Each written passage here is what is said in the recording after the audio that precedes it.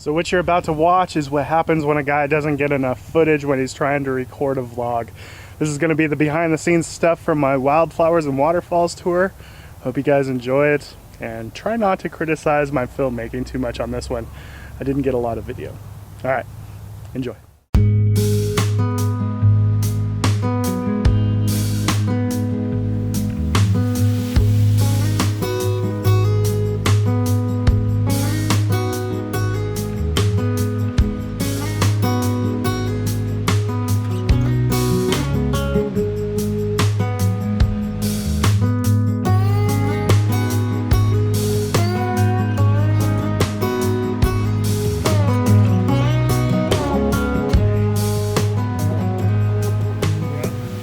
Day one of my Wildflowers and Waterfalls workshop. It's one of those waterfalls that, like, photos don't really give it a sense of scale, but it is absolutely massive. It's beautiful.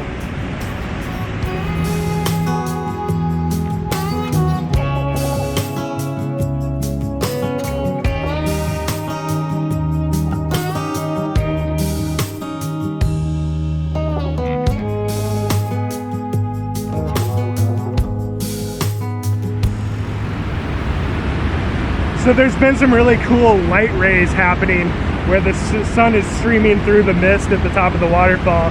When we first got here, it was looking really great. I think we got some good photos. Right now, the light's starting to get too harsh, so we're gonna head back to the car and photograph some stuff along the way that we saw on the trail. What a beautiful place, though. Blow out quickly in these bright spots. This guy, never to come down.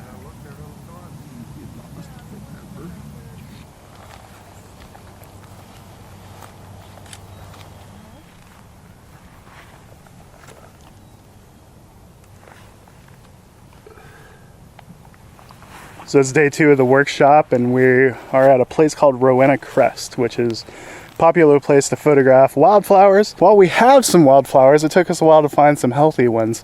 It's been a bad year for wildflowers. They're just not blooming at the same time, and the ones that have bloomed are looking a little haggard.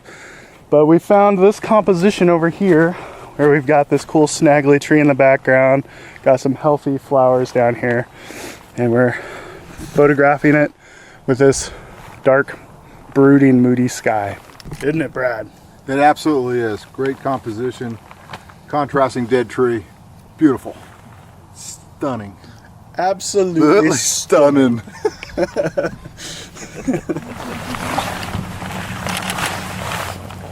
So it's turned out to be a really good morning. We've got a little bit of color in the sky, got some nice drama happening.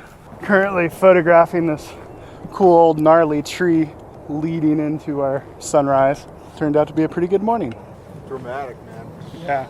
So once we're done here, we're gonna go grab some breakfast, and then we're gonna go to one of my favorite waterfalls. Can't wait to see all these guys' reaction to one of the coolest waterfalls in the Pacific Northwest.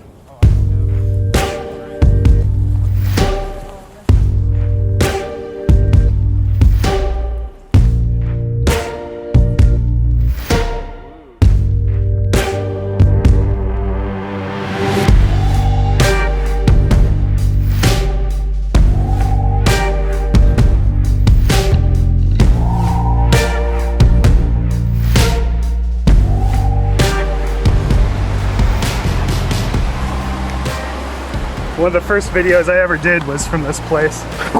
And I love it. Gets a lot more traffic than it used to, which in a way is a bad thing, because a lot of the moss is getting trampled. But it's a beautiful area. The hike is really fun and involved, and the payoff is big and worth it. What a gorgeous part of the world.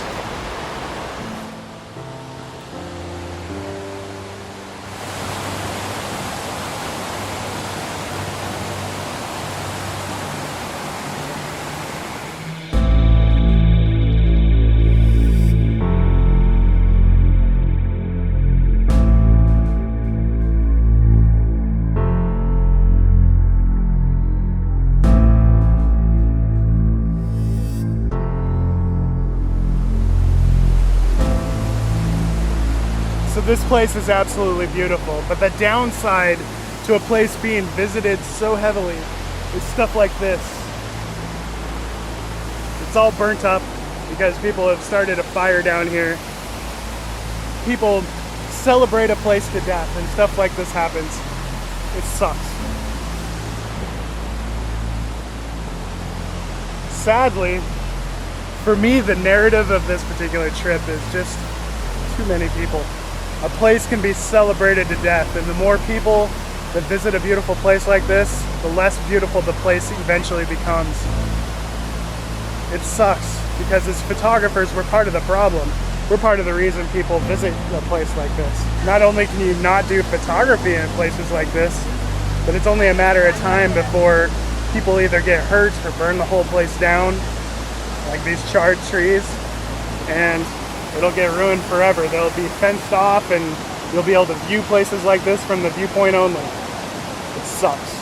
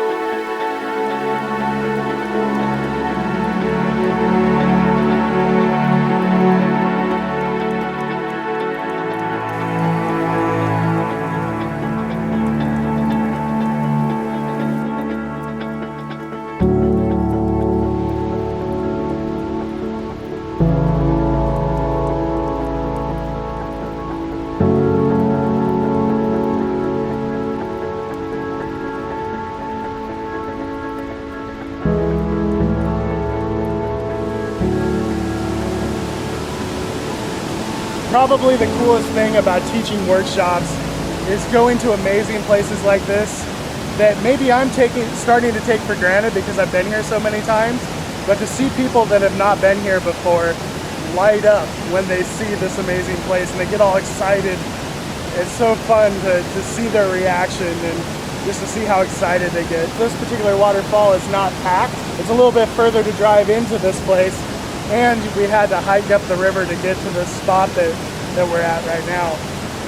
The water got almost waist deep and it was really slick and it's easy to fall, and for that reason it kind of pulls out the riffraff, pulls out all the tourists, and photographers are the only people crazy enough to come to this spot. So we're working on finding areas where the water is cascading and the walls are weeping, and we're putting that against dark backgrounds, and we're getting this really cool, huge, immense waterfall in our background. We've got dappled light going on, and it's actually, when the sun pokes out, it doesn't look too bad. It's really contrasty, but it kind of draws the eye into the main subject, which is the waterfall, so it works out. It's such a cool spot, and not ruined yet by too much traffic, and I appreciate that.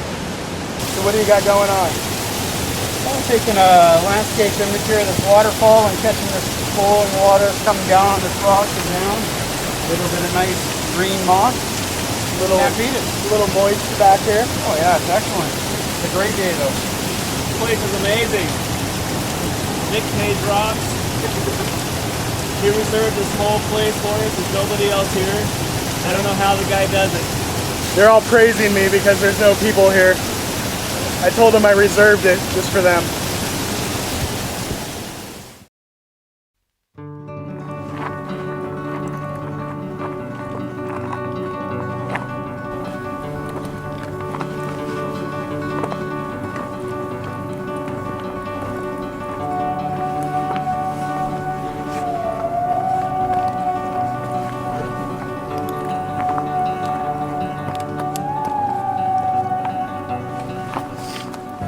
So right now we're hiking down, and this is actually a different trail than I've taken in the past. This one is a little bit muddier and more dirt. Might be easier though. And more importantly, you don't have to trespass to go this way, I don't think.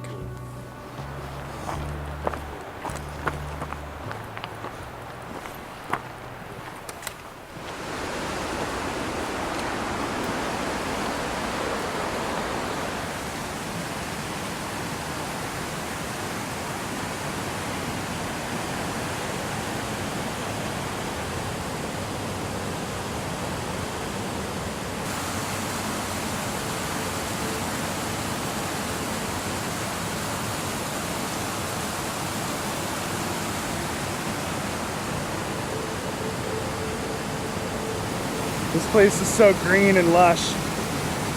It's difficult to get to. And just like the other waterfalls, I feel like there's a theme. The more popular a place gets, the more trashed it gets. It sucks so bad to see some of the damage that's happening in my favorite places. And I can't help but wonder if I'm part of the problem. There's a whole movement about not sharing locations when you share them online and letting people do their own research. And after seeing some of the damage at places like Panther Creek Falls and here, I'm starting to wonder if that's what I need to do as well.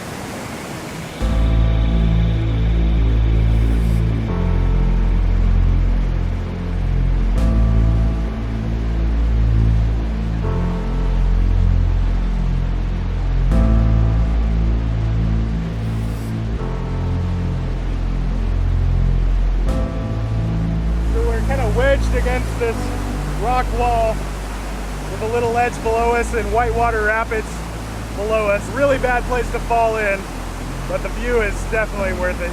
So unbelievably beautiful.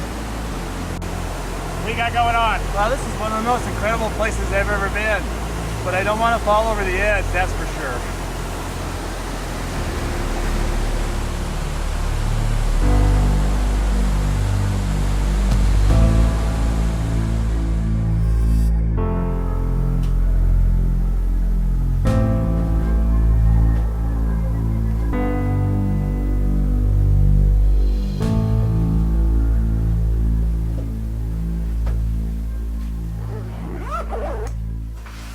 So it's about 1 in the morning on the last day of the workshop, and because we got completely clear skies, we didn't bother to shoot sunset, and instead we're going to go do some night photography.